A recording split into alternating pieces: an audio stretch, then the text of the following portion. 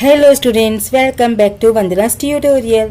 आज हम करने वाले हैं Navneet English high level grammar and writing skills standard 7 इस बुक का सेक्शन 2 राइटिंग स्किल्स का फर्स्ट टॉपिक ऐसे राइटिंग का essay number 8 a gift from nature. इसके पहले हमने ग्रामर सेक्शंस कंप्लीट कर लिए हैं बच्चों। अगर आपने वो वीडियोस नहीं देखे हैं तो जाकर जरूर से देख लीजिएगा ताकि जो ग्रामर है वो आपको अच्छी तरह से समझ में आ जाए। और हम एसेस भी 7 तक कर चुके हैं। अगर आपने वो वीडियोस भी नहीं देखे तो उसे भी जाकर जरूर से देख लीजिएगा। तो हम स्टार्ट करते हैं हमारा इस ऐसे number 8 a gift from nature, यानी नेचर का उपहार। When I think about a beautiful region, the first image that comes to my mind is that of Goa. जब भी मैं सोचता हूँ कोई जो रीजन है, जो प्लेस है बहुत ही ब्यूटीफुल है, सुंदर है, तो सबसे पहला जो पिक्चर है वो मेरे दिमाग में किसका आता है? गोवा का आता है। I love the beauty of Goa. मुझे गोवा की जो ब्यूटी है वो बहुत ही पसंद है। Not the Goa of the tourist, but the southern part of Goa. जो टूरिस्ट जहाँ पर बहुत आते हैं गोवा के, वो पार्ट्स मुझे नहीं पसंद। मुझे कौन सा पार्ट पसंद है? सदर्न पार्ट ऑफ गोवा, यानी कि गोवा का दक्षिणी भाग।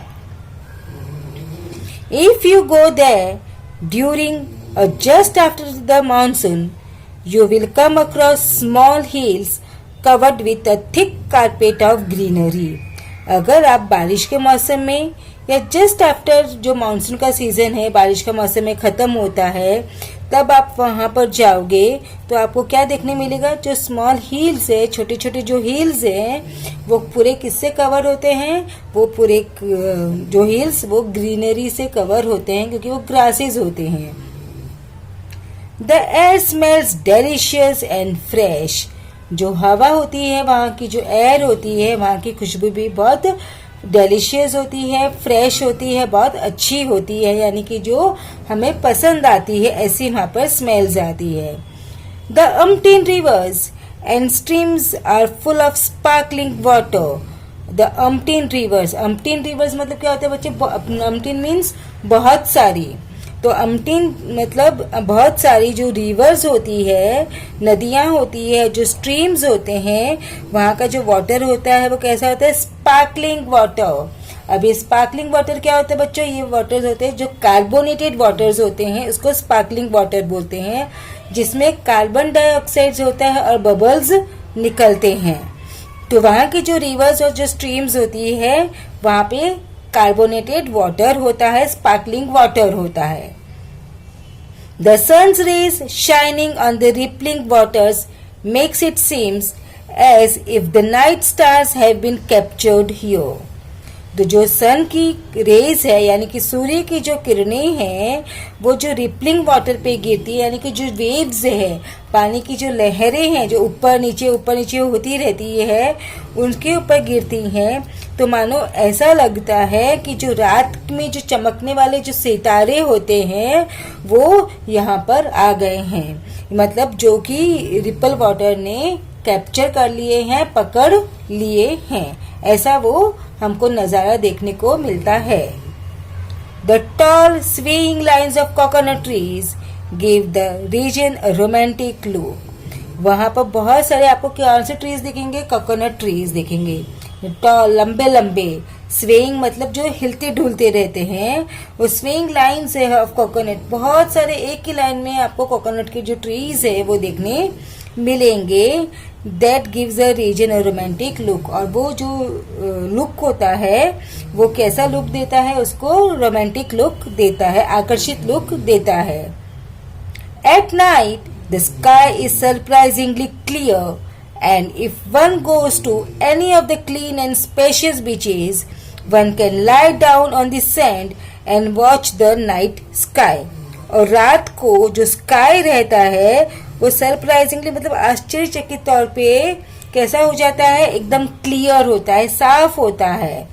और अगर आप वहां पर किसी भी क्लीन यानी साफ सुथरा and spacious beaches spacious beaches मतलब जो बीच बड़े बड़े होते हैं, बहुत सारे होते हैं, वहाँ पे बहुत जगह होती है, ऐसे वाले स्पेशियस बीचेस पे आप जाओगे तो वहाँ के जो सैंड है, जो रेत है, बालू है, वहाँ पर आप लेट सकते हो और रात के सितारे हैं वो देख सकते हो।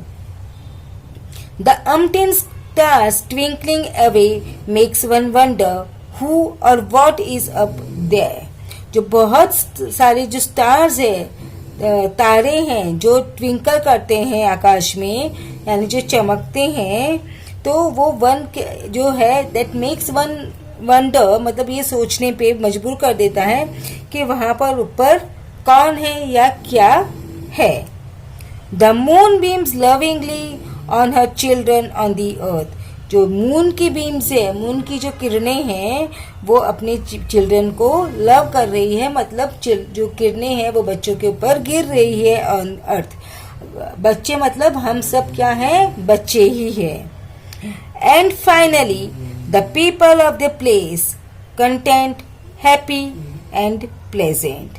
और फाइनली जो पीपल है के लिए जो एक ऐसी प्लेस है जहाँ पर जाके वो कंटेंट होते हैं, सेटिस्फाई होते हैं, संतुष्ट होते हैं, हैप्पी होते हैं यानी खुश होते हैं, और वहाँ का जो मौसम है वो कैसा होता है, प्लेजेंट होता है, सुखद अनुभव होता है। What more can one want, और इससे ज्यादा किसी और को चाहिए ही क्या। तो बच्चों इसके साथ ही हमने जो ऐसे 8 था वो भी फिनिश कर दिया है। अब हम मिलेंगे नेक्स्ट वीडियो में नए चैप्टर के साथ। तब तक take care and keep watching Vandana's tutorial. अगर चैनल को सब्सक्राइब नहीं किया है तो जल्दी से इसे सब्सक्राइब कर लो। Thank you.